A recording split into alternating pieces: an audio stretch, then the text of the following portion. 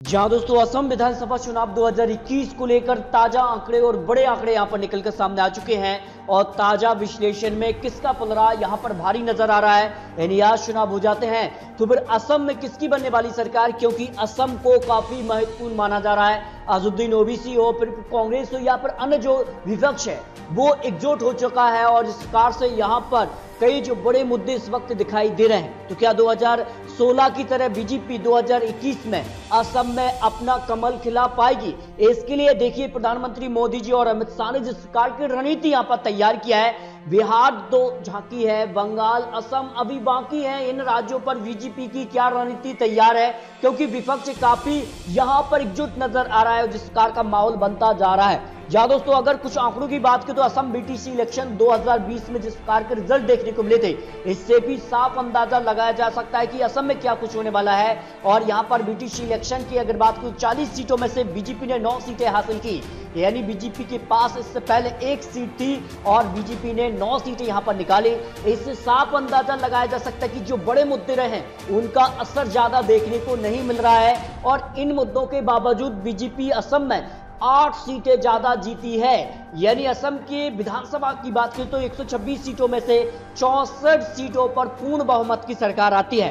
तो 64 सीटें किसके पाले में जाने वाली हैं? इसके लिए असम में जिस प्रकार की यहाँ पर रैलियां अब बीजेपी कर रही है, अमित शाह की जो रणनीति है, पश्चिम बंगाल हो, असम हो, इन राज्यों में अपनी सरकार को यहाँ पर कायम करने के लिए अमित शाह ने काफी बड़ी रणनीति तैयार किया है और इस बार 100 का लक्ष्य लेकर बीजेपी चल रही है। तो क्या बीजेपी इतनी सीटें यहाँ पर हासिल कर पाएगी? अगर यहां पर गठबंधन की बात करें तो एनडीए में असम गण परिषद और बोडोलैंड पीपल फ्रंट पार्टी और बीजेपी, ये 3 दल जो है आपस में यहां पर कह सकते हैं आपस में चुनाव लड़ सकते हैं। और तो असम विधानसभा चुनाव के लिए एक महागठबंधन तैयार हुआ है। इसमें अगर बात करें तो यहां पर all India Muslim democratic front जो पार्टी है और कांग्रेस, इसके अलावा यहां पर जिस प्रकार से यहां पर सीपीआई माले आपस में गठबंधन कर सकते हैं, ये बड़ी खबर है। और अगर ऐसा हो जाता है तो फिर बीजेपी को चुनौती असम विधानसभा चुनाव में मिलना तय माना जा रहा है। असम की पॉपुलेशन की बात करें तो ओबीसी की बात करें तो 43% पॉपुलेशन आ जाती है, महादलित के लिए 16% और मुस्लिम 34%। अब ये काफी महत्वपूर्ण हो जाता है। कांग्रेस यहां पर एआईयूडीएफ पार्टी और अजुद्दीन ओवैसी अगर ये 7 चुनाव लड़ते हैं तो ये 34% जो वोट शेयर है वो कहीं ना कहीं मुस्लिम समुदाय में यहां पर एकजुट होगा और इसका फायदा यहां पर जो महागठबंधन तैयार होगा उसको यहां पर मिलेगा और बीजेपी को यहां पर चुनौती मिल सकती है। अगर नहीं होता है, आपस में अलग अलग चुनाव लड़ते हैं तो ये कहीं ना कहीं बिखर जाएगा और इसका सीधे तौर पर फायदा बीजेपी को हो जाएगा, ये एक्सपर्ट मानकर चल रहे हैं। फॉरवर्ड कास्ट की बात करें तो 19% और यहाँ पर क्रिश्चियन की बात करें तो 3%, अन्य कुछ यहाँ पर जो है पॉपुलेशन आ जाती है। यानी असम में काफी महत्वपूर्ण मुस्लिम फैक्टर्स होने वाला है। अब यहाँ पर कुछ और यहाँ पर सवाल जो लिए गए हैं उस पर आपको कुछ बड़े आंकड़े देते हैं। कौन जीतेगा अधिकतम सीटें? विधानसभा चुनाव 2021 में बीजेपी को 32% लोगों का मानना है कि बीजेपी यहां पर सबसे ज्यादा सीटें निकालेगी। असम विधानसभा चुनाव के लिए कांग्रेस के लिए 31%, असम गण परिषद के लिए 9 और बोडोलैंड पीपल फ्रंट पार्टी के लिए 4%, यहां पर एआईयूडीएफ के लिए 15 और अदर के लिए 9% लोगों का मानना रहा है। इसके अलावा अगर बात करें गठबंधन का स्वरूप क्या हो सकता है असम विधानसभा चुनाव 2021 के लिए, क्या असम में कांग्रेस, यहां पर एआईयूडीएफ पार्टी और यहां पर सीपीआई माले और अजुद्दीन ओवैसी को 7 चुनाव लड़ना चाहिए? अगर ये 7 चुनाव लड़ते हैं तो लोगों का मानना है 55% ये सफल हो जाएंगे, नहीं कहते हैं 45% लोगों का मानना रहा है। गठबंधन को लेकर ये बड़े आंकड़े रहे। अब तक रोजगार, स्वास्थ्य और शिक्षा के लिए सबसे बेहतर किसकी सरकार रही है? इस पर आप देखिए कांग्रेस को 21% लोगों का मानना है और असम गण परिषद के लिए 9%, जनता पार्टी के लिए 2 और बीजेपी को 31%। यहां पर भी बीजेपी आगे चल रही है। और इसके बाद अगर देखिए 5 साल में सर्बानंद सोनोवाल ने कैसा काम किया है, इस पर देखिए लोगों की राय है बहुत अच्छा 49%, अच्छा 6%, औसत 6, खराब 11 और बहुत खराब 28% लोगों का मानना रहा है। जिस प्रकार के बड़े मुद्दे रहे, अब इन बड़े मुद्दों के बाद अगर विधानसभा चुनाव की 126 सीटों पर चुनाव आज हो जाता है तो फिर 64 सीटें किसको मिलने वाली है, इस पर भी आपको कुछ बड़े आंकड़े देने वाले हैं। लेकिन इससे पहले एनआरसी और सीए का जो बड़ा मुद्दा था, असम में काफी जोरों से इसका विरोध भी देखने को मिला था, लेकिन इसका भी तोड़ बीजेपी ने निकाला है और बीजेपी ने इसके लिए बोडो समझौता जश्न यहाँ पर मनाया लोगों ने, असम के लोगों ने, और पीएम मोले मुझ पर लोगों का आशीर्वाद है। इस तरह से बोडो जो समझौता है बीजेपी के लिए एक ट्रम्प कार्ड हो सकता है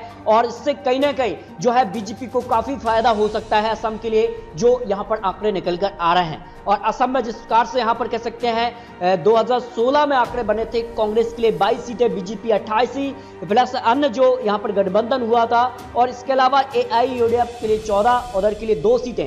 लेकिन यहाँ पर जो कह सकते हैं लोकसभा के लिए आंकड़े बने थे, एनडीए ने 10 सीटें यहाँ पर निकाली थी, यानी लोकसभा में भी बीजेपी काफी आगे थी असम में। लेकिन अब क्या होने वाला है यहाँ पर अगर बात करें तो जिस प्रकार से यहाँ पर बड़ी पार्टी बीजेपी बनी थी 2016 में, क्या 2021 में बीजेपी बड़ी पार्टी बन पाएगी?